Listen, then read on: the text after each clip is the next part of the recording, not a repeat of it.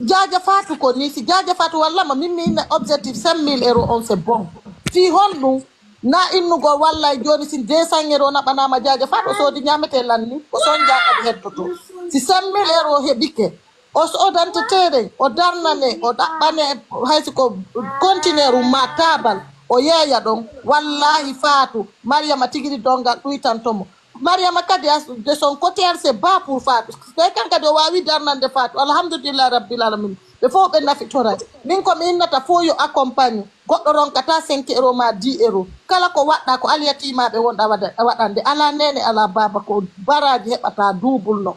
ɗum no ɓuri hay darnugol jami wallahi billahi sa okkori aliyatima tampuɗo mo ala nene ala baba hay ka ɗum yarata burure min haray ko ɗum ɗo na confidence na yennore na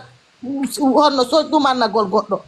kaño to waɗama foppu yo aru versa si tawi ɗumannike hay oɗo kanko e Mariam o confi ko ɗumanno min sikkit ko yimɓe ɓe woni ɗuɗɗinde guere hakkude maɓɓe si yimɓe ɗiɗo woni ɓe ala famodi dow akkidiɓe yahoye hamɓe famodira mi inna jama on si tawi wallidirta tawi lorridi par ce que o cheytane moƴƴa hakkude men nafata en ko yow han en fo nise donc are toon sa haray miɗo acci ɓeɗo yewto par ce que oɗo en fait ka comme ɗo son ɗibbi ka lion udditotako koyo yahu ka page an kaysa santé beauté min tigiri wallahi janggo min tigiri o ñiyay to inde ande moi-même je vais mettre l'argent dans le cagnotte ko sabbordu sumayni ko sumay woni darade voilà mi wowi simi jakkaji ɗen kan lapami pourquoi je vais laisser ko fiyonomi accenta inde ande c'est pour encourager les autres personnes de le faire fi wallitagol Jaja Fatou oɗo jiwo jonne mo yewtere parce que imo dowga ok merci quand même ko waw donc confortude ɗo déjà joni min o perto ƴettudemi joni mi acci taw mi yaha mi jokkita famille ji ɗi miɗo lotina e ɓornaki jonga ɗe ari ɗe kabiraji naɗo aray kala he kan ɗo loya yode wallay ko waɗno kaño tuɓɓina e ñande wa waɗa ɗum ɗon a famal ɗum ɗon ay ɗonno bongis lare min lare andi min ko ɗum woni ngala famude miɗo jaɓi way ko min et puis kin sali oui a famude andi bongis min ko ɗum woni hay tawi maya mum kono ko lagandi fimu ayi logo ka oui donc a famude ka bongis min ala ale retour mi haali saggam maintenant quoi sagwa inde Mariama King Saliou ɓay ko a woni patron kaño ko a woni chef kaño ton aɗa waɗa live ñande wo pour encourager les enfants yo yimɓe ɓen aru contribue a fi kaño ton no ɓoro ɓuuɗi wallito oya a faami par ce que ko an waɗi an kañotto ɗumane ɗum ɗon iwata ko an forcé an kañotto waɗa hari miɗo derga komi seede bien ɗon labama kono min ko deux fois mi arata live e nde yontere nden ko deux fois simi ari way kañottolle o he way par ce que kala woni wonde ko min kikala hannde a sendira to jamin ɗi inchallah no ɓaɗade alhamdulillah non yo waɗu ɗon ko si bungi sokki forson ɗo joni e yewtama fi mum hande kadi voilà en kada communiqué ma fi mum non mi waɗay wallahi mi waɗay par ce que ko min ɓe yurmami ɓe ɗiɗo noon par ce que kañotonno ɗon ha suuma e daro kañotonno ɗon ha suuma e daro et puis mo ɗon han suuma e rumma kan ɓuɗɗiŋe bo jama sadaka ko suumayi jama itta sadaka woni 280 nani woni 284 mi waɗi kadi merci la famille wow merci vraiment mais merci que yo Allah wulanɗo haddela mi duwanoɓe par ce que duwanno jaabo awa participe amina on jarama ɗo ko Jaja Fatou weltoto ɗo ɗon andi ko joie honno en plus ɗon andi ko on ɗum mi yewto hunde wotere goɗɗo ko harkise mum on ñamata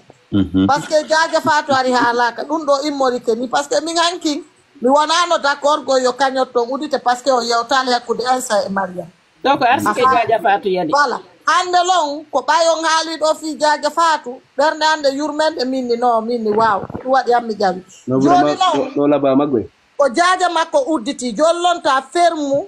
kañotton par ce que Allah no wawi wadde 5 000 ma ɓuuri 5 000 wona nder ton on faami donc haray ono waɗuɓe toon ɓe mbuuɗi fop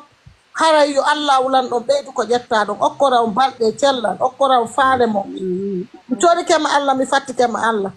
kala marɗo heɓuɗo yurmede waɗani ɓe aliyatimaɓe yo Allah ittanmo ande okkora mo balɗe cellal danda mo sabu gaño danda mo nawnare haray ɓeydana mo kala ittuɗo ɗo 10 euro yo Allah ulan ɗo ɓeyditan mo duubul ɗin ɗo mi totti Allah kadi si Mamadou gayni min kadi mi duwo kala waɗuɗo nder to kala anniɗo waɗugol aray yalla new noon tigi waɗa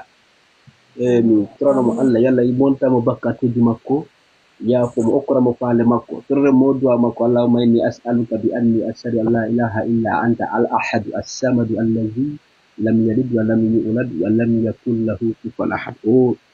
ndeyde makko ɗo ɓuri yidde ɗo kala waɓɓe ɗon woni bon volonté waɗi yo Allah lontinanmo ko ɓuri e moƴƴude haray tutene programme on affaire on waɗiri ni kono ko ɗum ɗa yalti haray ko ni woniri woɓɓe ni kikalaji wonama ko ba haray noon si tawi kadi joni la famille si tawi noon haray min buɓɓodiri ga e communication jaray kadi yo gandi min kikalaji on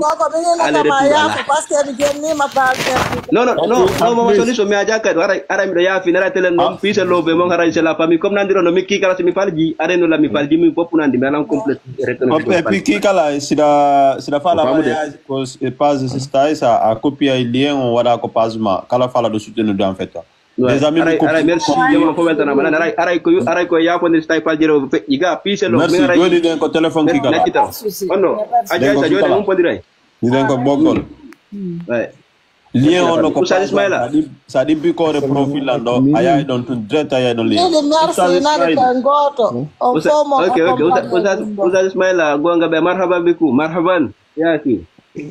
ala minni on jarama sukaɓe on jarama to o yaafoto fewnuɗo ko wonɗo yiwde ko vidéoji ɗi mi woni yennude ɗin Bongis mimi joni ara mi yayi nani merci abbe mimi ya de ɓeɗo kadi ko probléme maɓɓe ari réseaux sociaux no mari oh my god enen ko woni ɗo ko fi kalisi men woni haalude ɗo fi jaaje faat Oustaz Ismaila non mais mede me yayi joni gasi ari fokkiti kono ba Oustaz ngari ɗo Oustaz Ismaila joni min ke mecciti yo naɗi ɓe Oustaz en merci onon kadi mawɓe windana numéro mo Aissata kuppude ta ittude fi Allah kañotto numéro no ka page Facebook no hay mo ka TikTok mo ka page hono no ka page en Facebook ka ley photo de profil an ko sakkitori mo ton ono ene Aissa ine nan kadno modifie o ka modifiata ko non ko nene goto modifiata inde en fait si la fala mi modifie mi waɗa ka ɗuma ka inde komi faala o en fait waɗu jaaja faatu quoi ɗum no moƴƴi non mi waɗata ko Fatumata Binta mi waɗi ɗo miɗo wawi noon modifiede mi waɗa kadi inde go toute façon kaka inde on géant woni ko pièce d'identité am mi fournise non Mariam Touré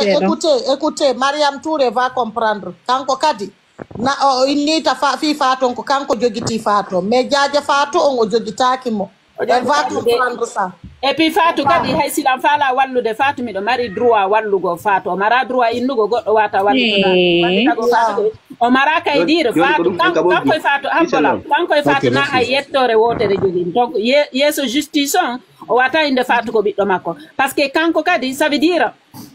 yimɓe ɓe o publie ɓen ka réseaux sociaux ɗo ɗon andi ɓe wawimo dartanade ɓe portanamo plainte fi droit d'auteur parce que ɓoyimo publie ɗo landaki ɓe autorisation donc so ari o holli ɗum ɗon haray o holli ɓe publie ɓen ka page makko no wawimo portande plainte ça veut dire so hunnali piiji ɗin hay Fatou no wawimo portande plainte ça veut dire abuse de confiance donc ɗum ɗo yo andu ɗum ɗon min komi yo woni menasude haray elle est mal tombé haray min o watalan elle va laisser ça moi je vais non min o watalan hulɓinde min leggine simo faala o portay plainte ji sappo ko si yirtitoto to contre makko en fait international faamu andi ko jamandu wa faamude mo be ko fenade ko antini hara nami Aissa Santé Botegoy naati edi bare mo janamo parce que do ari o holli jama awa yimbe ben kan no way mo portande plainte parce que kanko publier woni yimbe ben ka réseaux sociaux ora woni o publier yimbe ben goto no landaki mo yo publier go dawa hara be fop hara hay jaaja fat no way mo portande plainte parce que yino filmiri mo no o ki ka réseaux sociaux awa yo andu no ko yelani lan ko yiltitoto contre makko to no lesa Aissa fi Allah jarama menen kadi men tawta min ko fi o jajirawa men no way ça va minni fi makko do wallahi na fop arta ka panel do tawa himbe no haalude